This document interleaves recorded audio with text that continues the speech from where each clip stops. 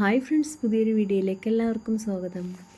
അപ്പോൾ ഇന്ന് വന്നിട്ടുള്ളത് കോക്കനട്ട് വെർജിൻ ഓയിൽ ഉണ്ടല്ലോ, നമ്മളെ വീട്ടിൽ എങ്ങനെ ഉണ്ടാക്കാം, എളുപ്പത്തിൽ പെട്ടെന്ന് എങ്ങനെ ഉണ്ടാക്കാമെന്ന് നോക്കാം കേട്ടോ. അതിനായിട്ട് 2 തേങ്ങയാണ് ഞാൻ എടുത്തിട്ടുള്ളത്.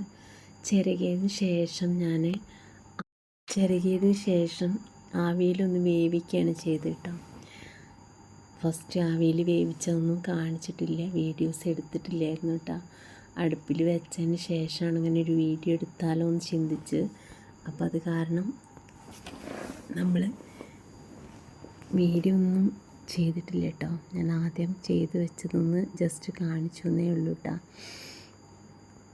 അപ്പോൾ ഈ ഒരു 2 തേങ്ങ നമ്മളൊരുപാട് ഫസ്റ്റ് ആദ്യമൊക്കെ ഞാൻ ഇങ്ങനെയായിരുന്നു കേട്ടോ, കുറേ തേങ്ങ ചിരകി പിഴിഞ്ഞു, അത് എല്ലാ പാലും അതൊന്നും മുഴുവനും ആയിട്ട് എടുത്തു. ഒരു ഉരുളി നിറയെ ഉണ്ടായിരിക്കും, ഒരു 3-4 തേങ്ങ ഒക്കെ ഉണ്ടെന്നുണ്ടെങ്കിൽ നിറയെ ഉണ്ടായിരിക്കും കേട്ടോ. അങ്ങനെയായിരുന്നു ഇതുവരെ എടുത്തിരുന്നത്.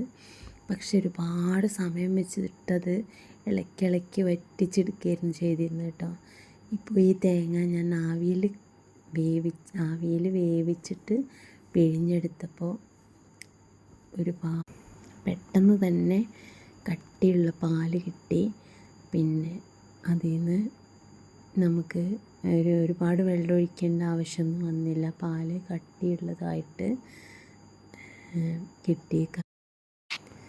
പെട്ടെന്ന് തന്നെ അത് ഇങ്ങനെ ചട്ടിയിൽ നിന്ന് വിട്ട് വെളിച്ചെണ്ണ വേറെ, ഈ പാല് കട്ടിപ്പാല് വേറെ ആയിട്ട് ഇങ്ങനെ മാറി നിൽക്കണ പോലെ പെട്ടെന്ന് തന്നെ നമുക്ക് ഈ ഒരു മാറ്റം അറിയുന്നുണ്ട്.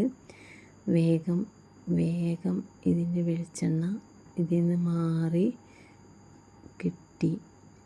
അപ്പോൾ ഇതാ കുറച്ചുകൂടെ കത്തിച്ച് അപ്പോൾ നമുക്ക് കുറച്ച് ഡാർക്കായി വന്നുകൊണ്ടിരിക്കുന്നുണ്ട് കേട്ടോ, മൂത്തിട്ടുണ്ട്. വെളിച്ചെണ്ണ അങ്ങനെ മാറി നിൽക്കുന്നുണ്ട്. അപ്പോൾ ഇനിയും കുറച്ച് സമയം കൂടെ കഴിഞ്ഞാലാണ് ഇതൊന്ന് മൊരിഞ്ഞ് വരുന്നത് കേട്ടോ. ആ മൊരിഞ്ഞ് വരുന്ന സമയത്താണ് വെളിച്ചെണ്ണ മാറി നിൽക്കുന്ന ഇത് കുറച്ചൊന്ന് ഡാർക്ക് കൂടി കേട്ടോ. ഇത്രയും ഡാർക്ക് ആവണ്ട, ഞാൻ ഇടയിൽ വെച്ചിട്ട് ഞാനൊന്ന് കത്തിക്കൽ കൂടുതലായിപ്പോയി. പിന്നെ അതുപോലെ തന്നെ